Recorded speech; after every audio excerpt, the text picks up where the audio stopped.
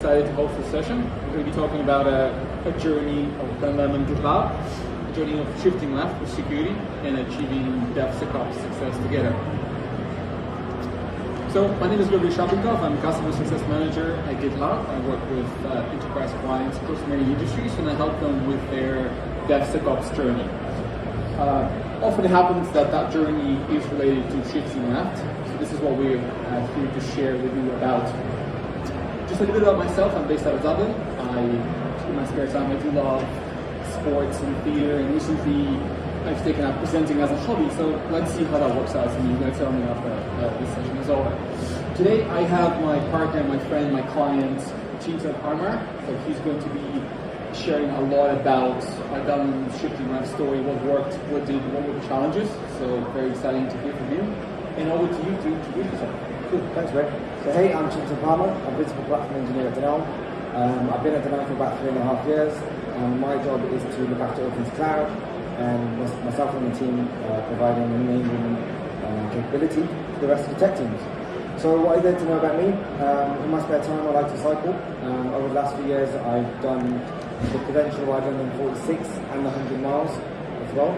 And I think a lot of you will be able to relate. As an engineer sitting behind the desk all day, some of you might experience some back pain, so recently I've started to take yoga, and it's starting to help. I'm glad I don't have to carry you on stage. So that worked. So the way this is going to work, I'm going to introduce shift left and to just talk about what it is, what it's not, interesting statistics from the industry. Then we're going to hand it over to Chintan just for him to share kind of around their success. So I suppose around shift left, a lot of companies nowadays are using technology and software to differentiate themselves in the markets, because if they're not thinking of themselves as a software company, then they quickly realize they're losing their business, they're going to lose that competitive advantage. And that's why it's important to be secure from the start, to scan code early, because the more you wait, the more you leave that security to the very end of the software development life cycle, the more costly it becomes to be. So and that opens up to unnecessary security risk as well. So we want obviously to shift left, and in additional models what we've seen on the screen, security is often left at pre-production or when the code is released in production. At that point, it's already too late. It's already very costly. It takes a lot of heroics from all the teams around to put out the fires. And what we want in that shift left is to scan the code at the point of commit, at the point of code creation. And that way, it's much cheaper, much easier to remediate it. So that, in essence, is shift left. To scan the code in software development kind of life cycle as early as possible. Now, IBM Science Institute has provided interesting data around how much it costs to remediate bugs and vulnerabilities, and it is 100 times more expensive to do so once the code is in production.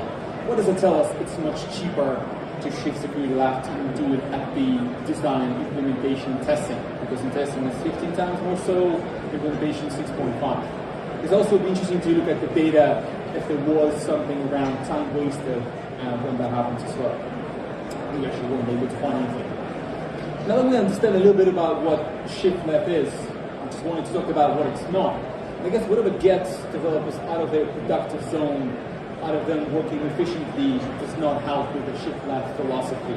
And that is asking developers to rank and triage vulnerabilities. I've seen this firsthand with one of my customers as well. Interpret the results, set up the scanner, and just get out of that traditional workflow. So whatever, if you're seeing this, whatever gets them out of that kind of a productive zone, that does not help with shift left. And this is by no means an exhaustive list. This is just some of the things that I've seen myself. So shift up responsibility. So who owns that responsibility in a company and software development life cycle, right? GitLab did that survey in 2022, and we've asked developers security, so who is security in your team?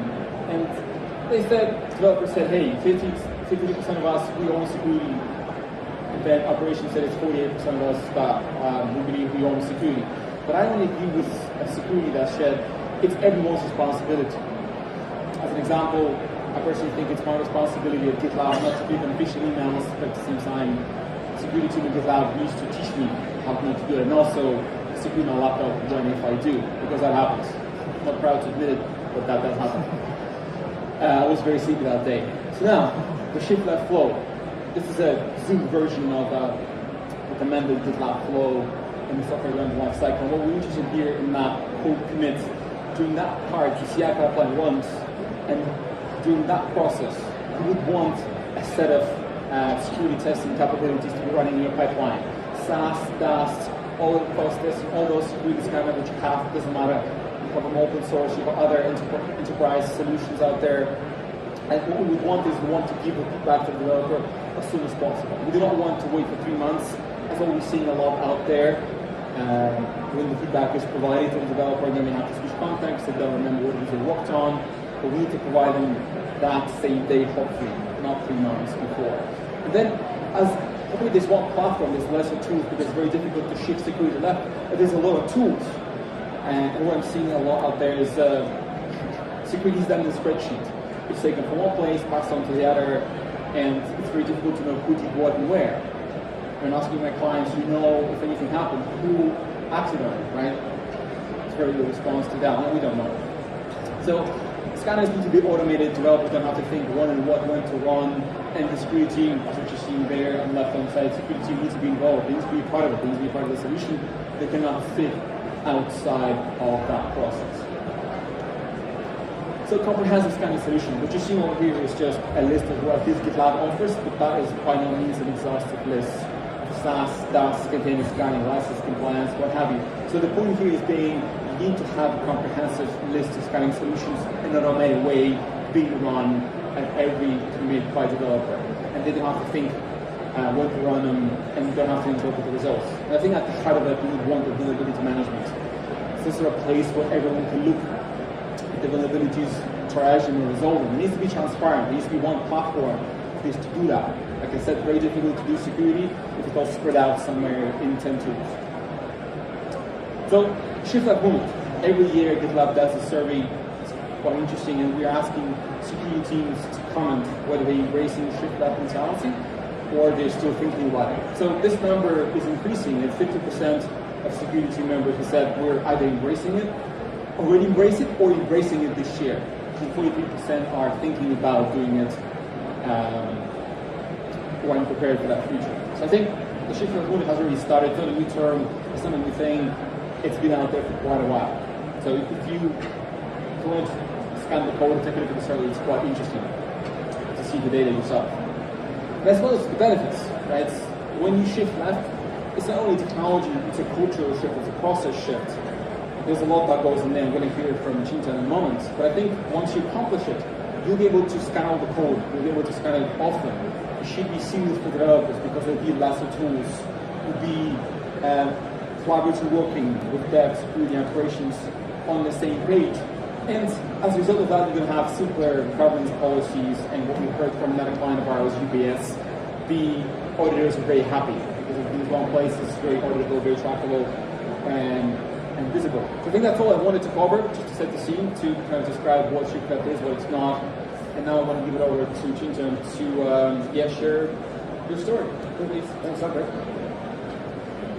Cool. So first of all, thanks, Greg, for setting the scene on what ShiftLeft actually is, how it actually works for security specifically, and then also some great statistics from the industry as well. Thanks for that.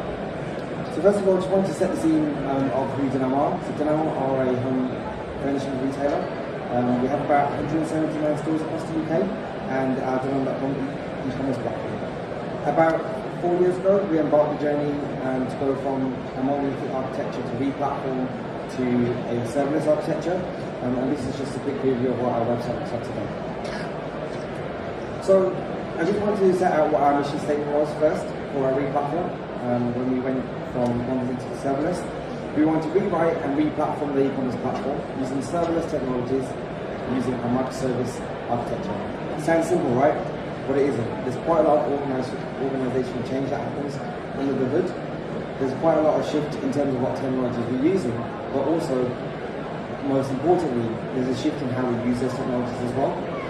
The business, Dunelm as a business, had a big appetite to do it. We took some risks along the way. It's quite ballsy to say that they wanted to do it. As tech and as a business, we said, let's do this, and we said, let's go serverless. And now I just want to talk a little bit to the story itself. of our journey. I'm not going to spend too long on this, but essentially in August 2018 we started to cut code. We said, right, let's consolidate our tooling, let's choose a new programming language, let's work with our partners such as AWS, and start our rewrite of Dunelm.com. We fast forward a little bit to October 2019. We then went live with that serverless platform. A bit of an anecdote from myself. I joined in August 2019, but I was very much there for the go live. And we had 2 war rooms set up, one in our Sison office, one in our London office. I've got a few policy today, can attest to that. We had 24-hour cover from quality, business analysis, engineering, and all the other tech teams. We flipped the DNS, we went live. 1 hour went by, 2 hours, 3 hours, and it just worked. There were no problems, and I think that's a huge testament to all the work that we put in beforehand, all the load testing that we were doing, and all the work that tech teams have put in. So a huge hassle to them. Fast forward a little bit more to March 2020. We all know what happened. The coronavirus pandemic hit. All of our stores closed, and suddenly 100% of our sales were being funneled through the website. Of course, that meant an increase in traffic. So, as AWS Serverless Technology says on the tin, it did exactly what it was meant to. It scaled without a grease. It had no qualms, no problems, and the e-commerce platform had no problems whatsoever. Some underlying systems might have, but the e-commerce platform worked. So, what were some of our challenges before we went serverless with our monolithic architecture? So we had a mismatch of technologies, we had a mismatch of platform tools as well. So we were using, I'm not going to give all the examples, but we were using a lot of different programming languages. We consolidated that down to 1 or 2, such as Node.js or React for the front end. And then we also consolidated our observability, infrastructure as code, and CDN technologies as well, which helped bring in some efficiencies across our teams. We moved our teams away from component teams to outcome-based teams, which actually removed some of the dependencies and silos of knowledge that we had between teams. We were using technologies such as Jenkins to deploy at the time, so each team was building their own pipelines in different ways, which meant for an inconsistent build and deploy process. And then also, with a monolithic architecture comes, it wasn't very resilient. So if one component failed, it generally meant the entire platform would fail, and it would actually take quite a long time to find where the problem is, and also to recover from that as well. And then due to all the points that I mentioned, it was very hard to release that change, and we had a very limited deployment frequency as well. So how was Dunelm successful? I think I mentioned a couple of them already, but we consolidated our tooling and the programming languages and technologies that we were using. We built outcome teams, so we were delivering, so those teams were focusing on delivering core business value instead of I'm working microservice A and team B is working microservice B. You then have dependencies that need to communicate to be able to release that change. So basically, it was all within one team to deliver that change. I'm not going to talk about serverless again, highly available, automatic scaling, reduced maintenance overheads. But the last 2 bullet points I'm quite passionate about personally, from a platform engineering perspective. We're very much focused on building self-service capabilities from bot functionality to also having self-service deployment mechanisms for our teams, so they could deploy with autonomy, but still have the right guardrails in place that we needed from a security and platform perspective to give them the autonomy to deliver value faster. And finally, just from that automation perspective, it meant that we were consistent between our environments when we were deploying to them, and also consistent between our platforms as well, and how we were building our software and deploying. Consistency is a big word for me, and I missed it out of the slide, but consistency is key in everything that you do, especially when you're doing things at scale. And when we went live with our platform, we've only scaled up from there as well. So what you're here to listen to today is about shifting left. I'm going to talk a little bit about security in the next few slides, but our shifting left strategy wasn't just security. We very much have shifted left in multiple ways. So we have a dedicated performance engineering crew now. We're looking at performance and working with our engineering crews day to day and educating them to think about performance from day one. We have DevSecOps who are enabling security. And then we have embedded quality software development engineers and test, and SRE engineers who are looking at quality and observability at a squad level and at a service level, day in, day out, working in those squads. And also from an observability perspective, we're looking at monitoring from a customer-first monitoring approach instead of just your typical CPU or disk or memory perspective as well. And then finally, platform and SRE are also working with those squads to make sure that maintenance and support is thought of right at the onset instead of at the end of the software development process. So very quickly, our GitLab journey. Myself and another contractor introduced GitLab to Dunelm 3.5 years ago. We first iterated on that within the team, so we implemented that within the team for our Terraform deployments. That worked quite well. Then we built a set of modular pipeline libraries for our Terraform deployments using GitLab's YAML templates. Spread that across our data and SRE teams as well, so then we had multiple teams using them. That went well as well. And then we got into the meat of it, which was our serverless deployments. So we already had self-serve deployments within the teams using CloudFormation templates with Samsung Live, but the next evolution of that was to get them using GitLab. So we spent 12 months building our set of modular pipeline libraries, and then another 12 months to migrate everyone over to those pipeline libraries. And next I'm going to talk about how we integrate security into those pipeline libraries as well. So you saw earlier when Greg was talking about the different security offerings that GitLab have. We chose these 5 to begin with because we felt like they were going to bring the most value to shifting them left into the squad to begin with. What we did, we picked up those modules, built those modules, plant them into our shared pipelines libraries, which quickly meant that we could turn on these modules across all of our repos at one time because everyone was using the same set of libraries, so we didn't have to go to each repo and integrate them manually, which meant that we very quickly give them a value. And next thing was, I think we'd almost brought in too much autonomy, where the teams could override those modules wherever they wanted to. So we had a chat with GitLab and said, right, how do we make these mandatory? Then they recommended their compliance framework to make sure that we can make those stages mandatory in all of the pipelines across technology. So what was the next stage after that? For shifting left, this is where the true rally came out. So we've implemented those modules, made them mandatory, but this is where the real power came in from GitLab and actually shifting left, where GitLab had out-of-the-box compliance dashboards, vulnerability dashboards, and security dashboards, which gave our engineering teams the data and the dashboard that they needed to be able to truly own security at a service and platform level, to be able to remediate those. And then, because we were running those scans at each commit, they were very quickly could see if they were introducing any new vulnerabilities and if they needed to upgrade any packages to be able to make sure that we were compliant. And finally, if, let's say for example, you were working on Git branch and you're introducing a new package, if there was a critical vulnerability that was being introduced on that branch, very quickly that would spin up a new MR approval rule to say this MR needs to be approved by DevSecOps before it can go into main and master.